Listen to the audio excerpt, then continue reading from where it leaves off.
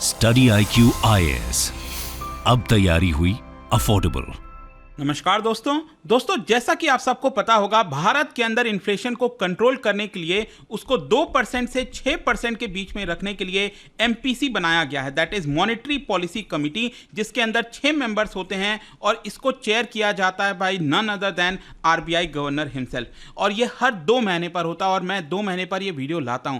आज फिर से RBI गवर्नर ने जो मीटिंग का निर्णय है वो सुनाया और ये कहा कि जो रेपो रेट है उसको 6.5% ही रखा जाएगा, उसमें कोई बदलाव नहीं होगा। लेकिन बदलाव किसमें किया गया है? देखिए, आपको CRR के बारे में भी पता होगा, कैश रिजर्व रेशियो, जो कि 4.5% है। लेकिन अचानक से RBI ने अनाउंस किया कि हम यहां पर 10% एडिशनल जो CRR है वो टेम्पररी बेसिस पर ला रहे हैं और इसको बोला जाएगा incremental CRR, incremental cash reserve ratio. तो ये एग्जैक्टली है क्या, प्लस साथ ही साथ रेपो रेट को इतना ही क्यों रखा गया है, RBI पॉज मोड में क्यों आ रखी है? क्योंकि अगर आप अमेरिका में देखोगे तो वहां पर इंटरेस्ट रेट अभी भी बढ़ाया जा रहा है फेडरल रिजर्व के द्वारा। तो वो सारी चीजों का डिस्कशन करेंगे, चलिए आगे बढ़ते हैं। लेकिन उससे पहले ध्यान रखिएगा, आप में से जितने भी लोग UPSC 2024 की प्रिपरेशन कर रहे हैं, तुम्हारे 3 लाइव बैच कल से स्टार्ट हो रहा है दोस्तों।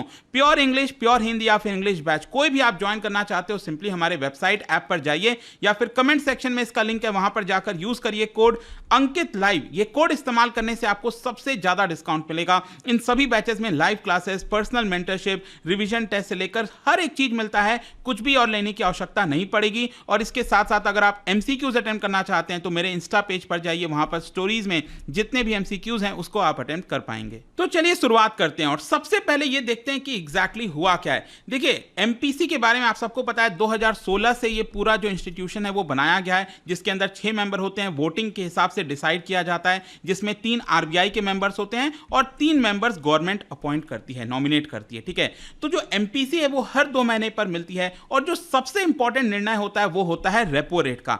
मतलब आखिरकार रेपो रेट बढ़ाया जाए, कम किया जाए। अब आपको पता ही होगा कि अगर इकोनॉमी के अंदर इन्फ्लेशन ज्यादा है, इन्फ्लेशन तेजी से बढ़ रहा है और मान लो इनका जो मेन मकसद है कि वो 2% से 6% के बीच में ही रहे, और अगर इन्फ्लेशन 8% चला गया, 9% चला गया, तो उस केस में आपको पता होगा रेपो रेट को बढ़ाया जाता है। रेपो रेट वो रेट होता है जहां पर बैंक RBI से जिस रेट ब्याज दर पर पैसे उधार लेता है, तो जितना ज्यादा ब्याज दर यहां पर RBI लेगा बैंकों से, उतना ही और ज्यादा जो ब्याज दर है वो बैंक भी लेंगे कस्टमर से, इन्वेस्टमेंट कम होगा। तो यहां पर क्या होता है, इन्फ्लेशन को कंट्रोल करने के लिए रेपो रेट को बढ़ाया जाता है। आई एम श्योर कि आप सबको इसके बारे में पता होगा। तो रेपो रेट क्या हुआ है, पिछले कुछ समय से आप देखोगे, पिछले 2-4 महीने से ये 6.5% पर रुका हुआ है, क्योंकि आपको याद होगा 2022 में ये 4% था।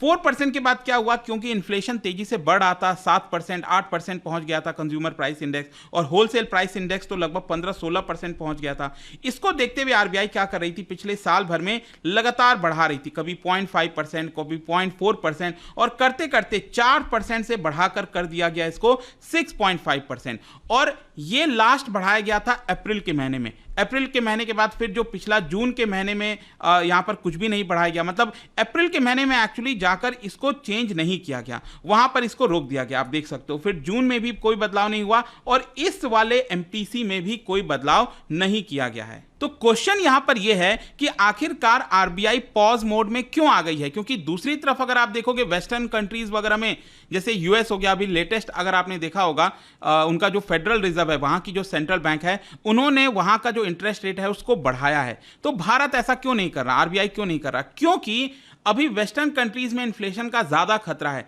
यहां पर अगर आप देखोगे, RBI ने यह बोला है कि देखिए, हमने ऑलरेडी पिछले साल भर में 2.5% बढ़ाया है, 4% से हम इसको 6.5% ले गए हैं, तो हमें अभी थोड़ा सा वेट करना चाहिए। इसका जो परिणाम है वो हमें आगे आने वाले समय में देखने को मिलेगा। तो RBI का कहना है कि इसका जो इफेक्ट है, ये जो हमने बढ़ाया है, वो अभी आपको आगे आने वाले समय में देखने को मिलेगा और हम इन्फ्लेशन को कंट्रोल कर पाएंगे। हाँ, अगर इन्फ्लेशन फिर भी कंट्रोल नहीं होता है तो हो सकता है शायद RBI इसको फर्दर बढ़ा दे, और अगर कंट्रोल हो जाता है तो क्या होगा कि यहां पर जो रेट बढ़ाया गया है इतना सारा, उसको वापस से नीचे लाया जाएगा। क्यों? क्योंकि इंपॉर्टेंट ये इसलिए हो जाता है क्योंकि इंटरेस्ट रेट कम होगा तभी तो लोग ज़्यादा उधार लेंगे, जो इंडस्ट्रीज़ हैं, बिजनेसेस हैं, वो ज़्यादा लोन लेंगे और वो ज़्यादा इन्वेस्टमेंट करेंगे। तो ज़रूरी होता है कि इंटरेस्ट रेट को नीचे रखा जाए, लेकिन अगर इन्फ्लेशन बहुत ज़्यादा चल रहा है तो इंटरेस्ट रेट को बढ़ाना जरूरी हो जाता है। फिर इसके साथ साथ अभी आपने देखा होगा वेजिटेबल वगैरह के प्राइसेस, टोमेटो वगैरह काफी ज्यादा तेजी से बढ़ रहे थे और आरबीआई गवर्नर ने यह भी कहा कि एल नीनो का भी खतरा है इस साल। देखना होगा क्या होता है। उन सारी चीजों को देखकर हम आगे निर्णय लेंगे कि क्या इसको बढ़ाना है, उतना ही रखना है या फिर कम करना है, वो आगे यहां पर पता चलेगा। फिर अब क्वेश्चन यह है कि इन्फ्लेशन का खतरा क्यों बताया जा रहा है। देखो, अगर आप देखोगे ना, आज जो अनाउंसमेंट किया गया है उसमें आरबीआई गवर्नर ने एस्टीमेट, इन्फ्लेशन का जो एस्टीमेट लगाया जाता है उसको इंक्रीज किया है। देखो, पिछले वाले जो मीटिंग हुई थी मॉनेटरी पॉलिसी कमेटी की, उसमें आरबीआई ने कहा था कि 2023-24 में, ये जो करंट फाइनेंशियल ईयर चल रहा है, इसमें हमारा जो इन्फ्लेशन है सीपीआई वो 5.1% रहने का अनुमान है। लेकिन इस बार जो अनाउंसमेंट हुआ है उसमें उसको बढ़ाकर 5.4% कर दिया गया है और सेकेंड क्वार्टर में तो आप देख सकते हो इसको 6.2% कर दिया गया है। मतलब ये साफ है कि इन्फ्लेशन का काफी ज्यादा खतरा है। और क्या होता है ना कि अगर इन्फ्लेशन का खतरा है तो इसका मतलब ये हुआ कि ये जो रेपो रेट है, जो हम पहले सोच रहे थे कि हो सकता है रेपो रेट दिवाली के समय शायद इसको गिरा दिया जाए, तो अब उसको गिराया नहीं जाएगा। अभी ये जो रेपो रेट 6.5% है वो कुछ समय तक रहेगा।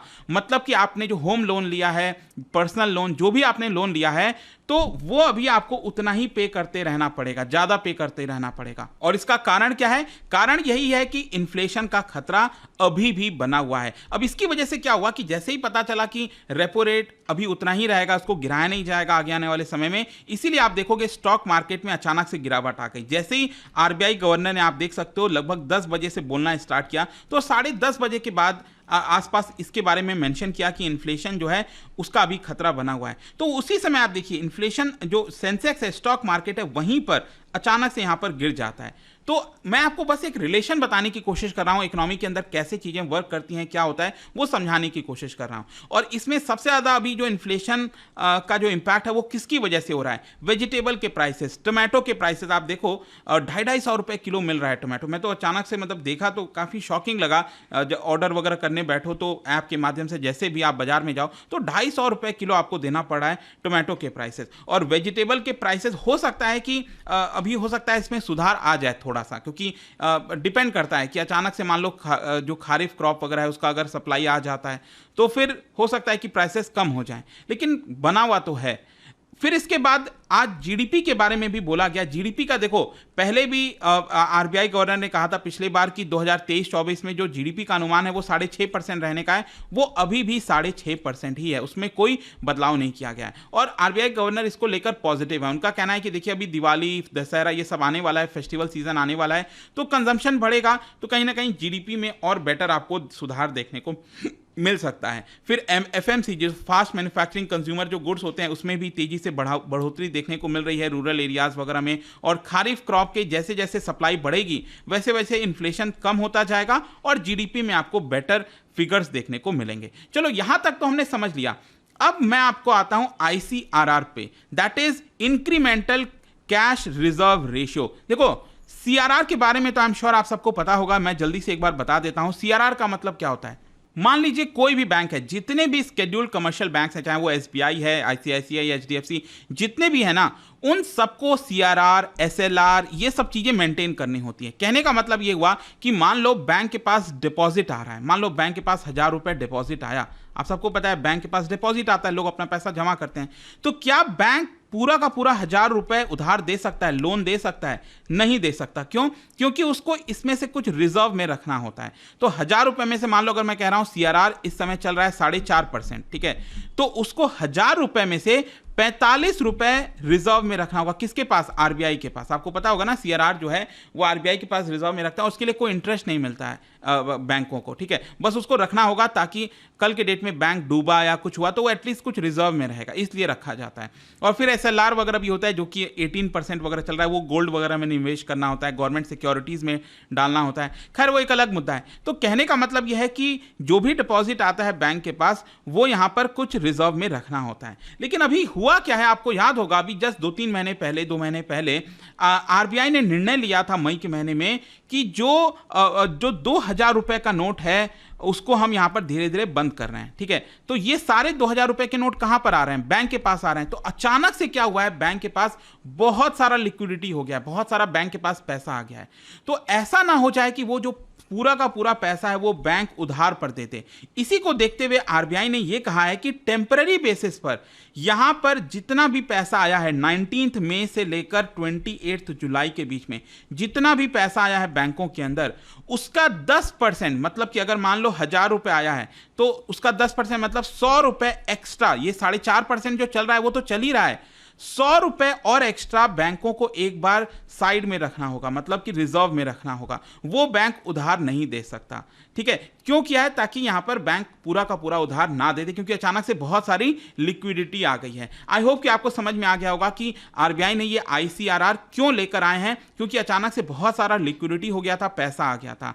और ये 10% लागू करने के बावजूद भी आप कह सकते हैं आरबीआई ने कहा है कि अच्छा खासा पैसा है अभी भी मार्केट में और इकोनॉमी को कोई ऐसा तकलीफ नहीं होगी।